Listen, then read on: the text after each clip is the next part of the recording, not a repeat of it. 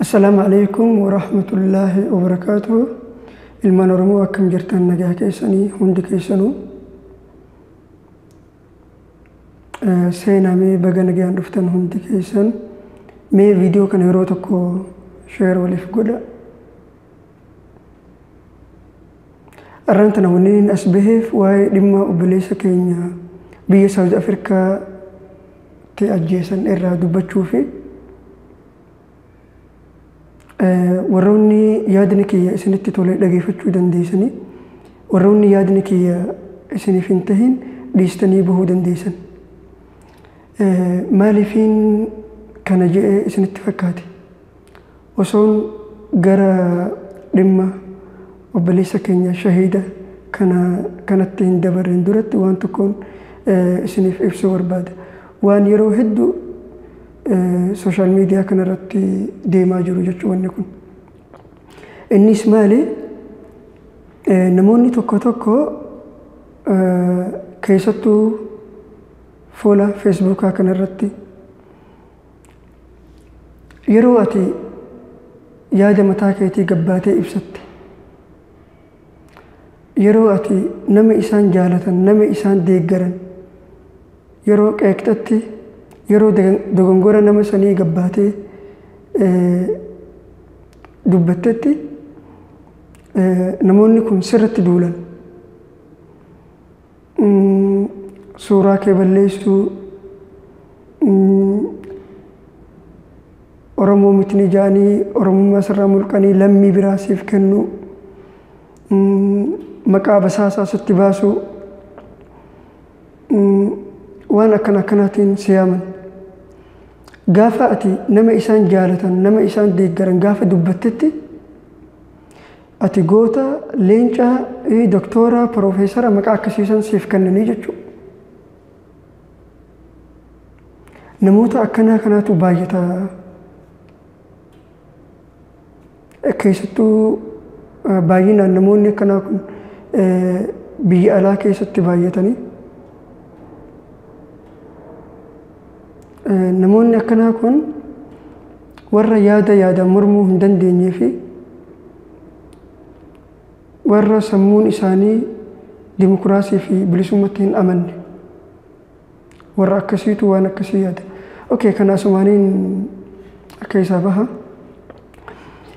waa'ee obboleessa keenya biyya South Afrikaatti ajjeesan dhugumatti waa'een shahiida Sa'iid Muhammad waan hedduu nama gaddisiisaati. Nama Oromoo ta'e kan quuqama Oromoo qabu hundaa'u akka gaddisiisee anin beeka. Maaliif duutii Sa'iid Muhammad du'a akka maleeti namni wallolee wal ajjeesuu fi namni diinarraa maallaqa nyaatee yeroo ajjechaa akka malee bikka 19 waraanamee yeroo du'utti du'a akka maleeti waan hedduu nama dhukkubsaate hedduu nama gaddisiisaate jechuudha. Du'a obboleessa keenya kana manguddoonni biyya South Afrikaa jiranii fi warroonni hiriyoonni kiyya kan biyya South Afrikaa jiraatan akka isaan himanitti namoota 4 namoonni kun qabamanii jiranii. Kunis namni tokko wallisaa uummata Oromoo biratti beekamu uummata Oromoo biratti wallee warraaqsaa wallee qofsatti nama kakaasaa wallee hedduu miidhagaa nama wallisaa beekamaa Caalaa Bultumeeti. Caalaa Bultumee akka du'a obboleessa keenyaa kana harka keessaa qabu hedduu shakkama. Namoonni hedduun akka isa tahan gabbahanii yeroo isaan dubbatanitti argaa turre. Garuu kana caalaa wanti akka Caalaan obboleessa keenya kana ajjeese dhibbaa dhibbatti ragaatti bahu caalaan yeroo obboleessi keenya du'ee inni ajjecha obboleessa keenyaatiin shakkamu kanatti baduu isaa baafachuu isaati. Yoo dhugumatti caalaan kan obboleessa keenya kana inni dhugumaan kan ajjeesu ta'e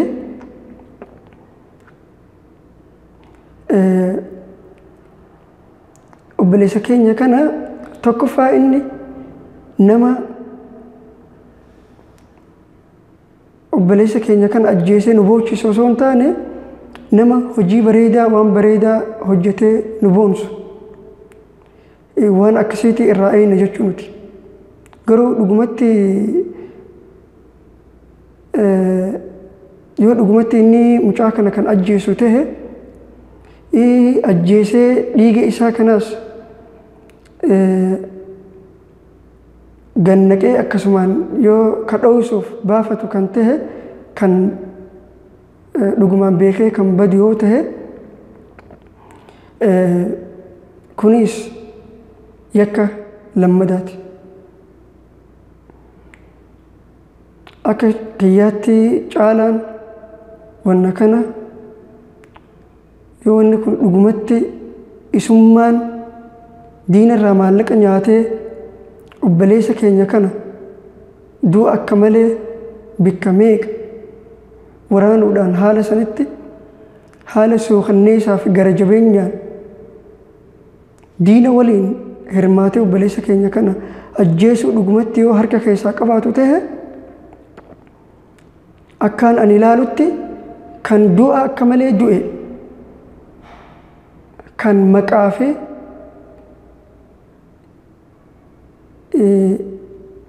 du'a hamtuu du'e Sa'iid Muhammad obboleessa keenya kan du'e kana osoo hin taane Caalaa Bultumeeti. Tokkoffaa hojii inni yeroo dheeraadhaaf hojjete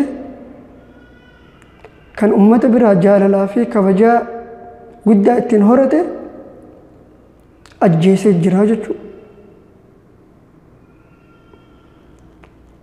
Lammaffaa maqaa isaa maqaa ummata Oromoo biratti ittiin beekamee onnee Oromoota miliyoona 50 lakkaawan keessa ittiin seene kunis ni haqamaa jechuudha. Sadaffaa dhugumatti Caalaan gocha obboleessa keenya kanaan shakkama taanaan dhugumatti harka keessaa qaba. Shakkamuu osoo hin taane dhugumatti harka keessaa qaba. Isaatu maallaqa nyaatee akkuma dubbachaa jiran kana obboleessa keenya kana ajjeese taanaan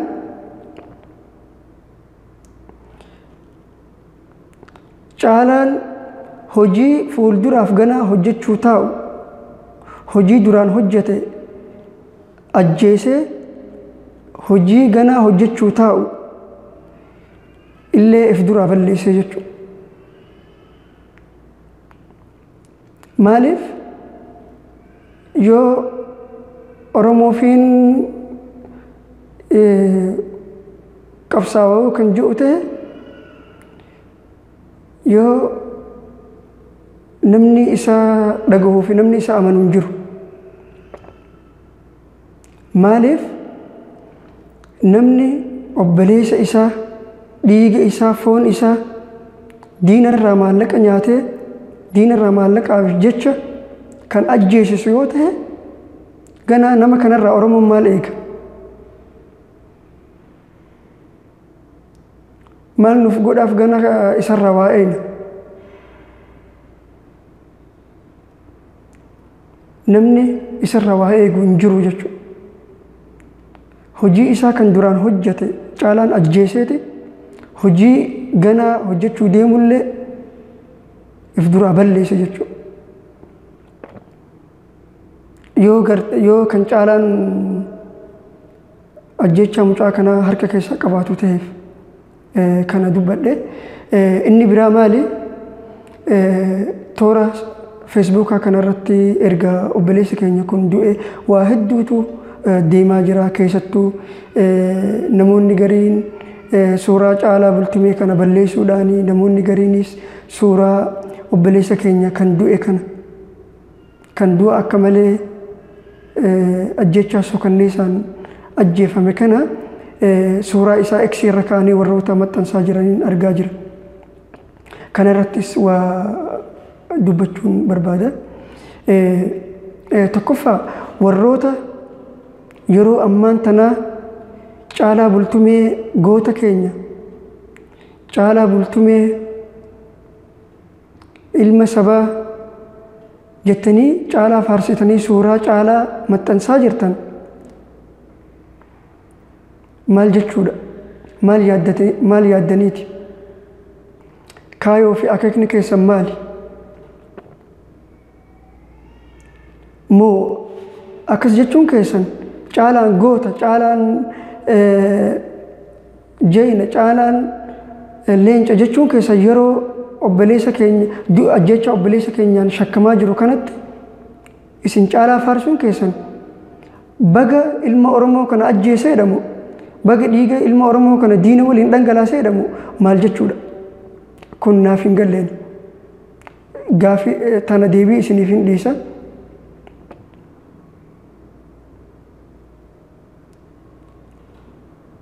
Obboleessa keenya Muhammad Sa'iid ilma Oromooti, hundi keenya waliin dhabnee jechuudha. Namni kun Oromoodha. Kan du'a akka malee jireenya kiyyaan jijjiiradhaa, jireenya kiyyaan fooyyeffadhaa yookiin roorroo diinarraa baqatee gara biyya sanii deemuu mala yookiin jireenya isaa fooyyeffachuuf deemuu mala.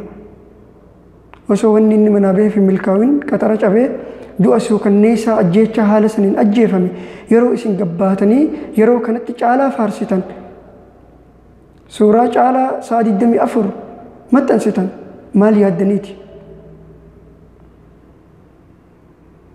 Maal ibsa? Mee xiqqoo itti yaada. Moo ajjechaa kanatti gammaddaniiti? Moo caalaan baga ajjeeseedha?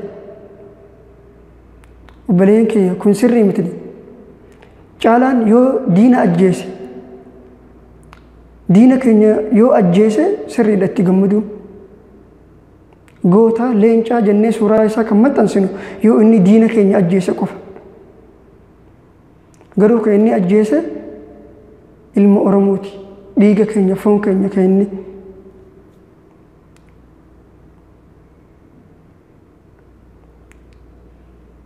Kun sirriidha amma akkas godhuun keessan. Maal yaaddaniiti isin?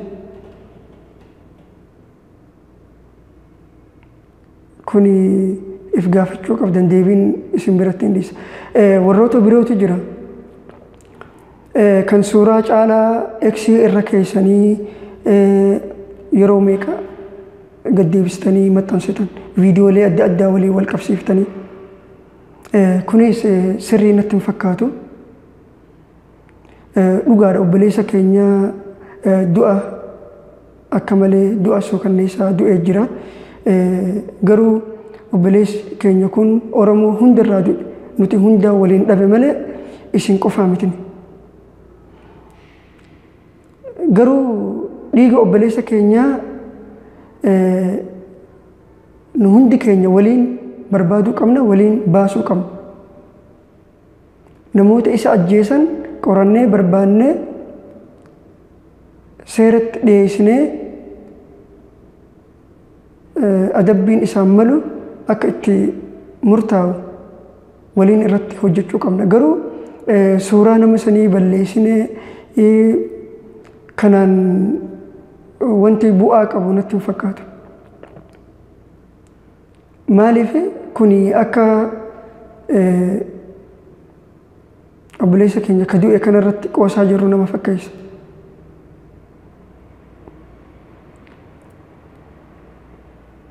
Kana godhuurra tasgabbiidhaan obsaan hundi keenya walumaanuu namoota yakka kana raawwate namoota obboleessa keenya kanarra ajjeechaa suukanneessaa diina waliin haala sanitti ajjeese kana barbaannee baasuu qabna. Akka hundattuu dhiigni obboleessa keenyaa abadan lafatti badee hin hafu. Inuma baha. Caalaanis yoo dhugumaan ajjeechaa mucaa kanaa kan harka keessaa qabaate kan miliquudhaaf yookiin baduudhaaf kan baafate yoo ta'e gar tokko karaa dhaquun qabu. Maaliif inni aartistii Oromoon kamuu beekuudha. Bineensa tahee gaara galee bineensa waliin hin jiraatu.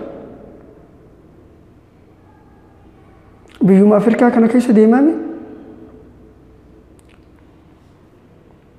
alhamdulillah Oromoo rabbiitu heddummeessee bakka hunda jirtu Oromoo. Gaafa isa harkanitti namuu hin dhiisanii ni qabanii.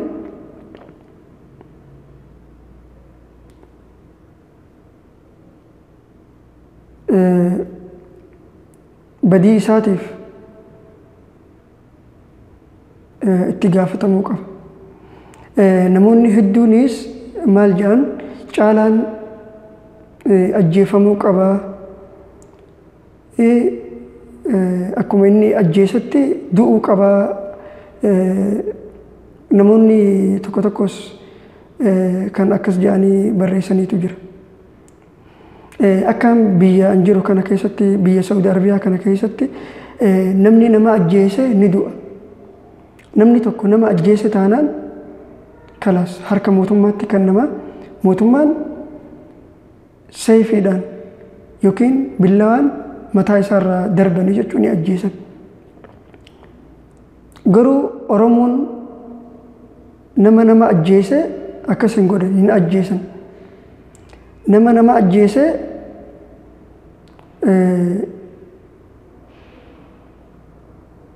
gosaatu jira. Gosa lamaaniitu walitti bahee gumaa baafatan, gumaa fudhatanii jechuudha. Fakkeenyaaf gosti takka yoo gosa tokko irraa ajjeefte gosti san namni ajjeesu san isarraas waan qabu fuudhanii gosa isaanii irra deemanii gumaa san baasanii kafalan jechuudha. Yoo gosti gumaa kafaluu hin dandeenye hidhaatu itti murtaa'a. Akkasii Oromoon kan godhu karuma saniin yoo fixan gaariidha natti fakkaata.